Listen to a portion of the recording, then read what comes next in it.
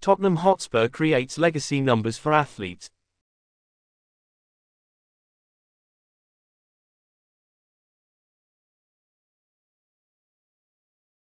Tottenham Hotspur launched this Thursday, 10/26, an initiative that aims to honor all the athletes who wore their shirt in a professional game.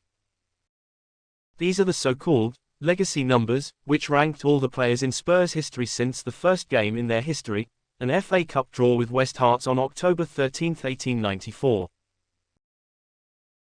Following extensive research by team historians, 879 legacy numbers have been assigned to a player following his debut for the club. Numbers 1 to 11 were assigned in alphabetical order to the players who formed the first squad, 129 years ago.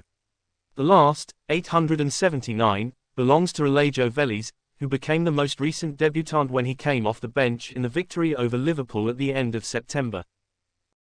From the next Premier League game against Crystal Palace on Friday, 27/10, all current players will wear the unique legacy number on the back of their match shirts, just below the collar. According to the club, some criteria were applied during the research to ensure that each player received the correct legacy number. The first is that players who make their full debut in the same game are listed in alphabetical order, as in the case of the first match of team. The second is that players who come on as substitutes in the same game are listed in order of the minute they entered the field, while the third is that players who come on as substitutes in the same minute are listed in the order in which they entered the field.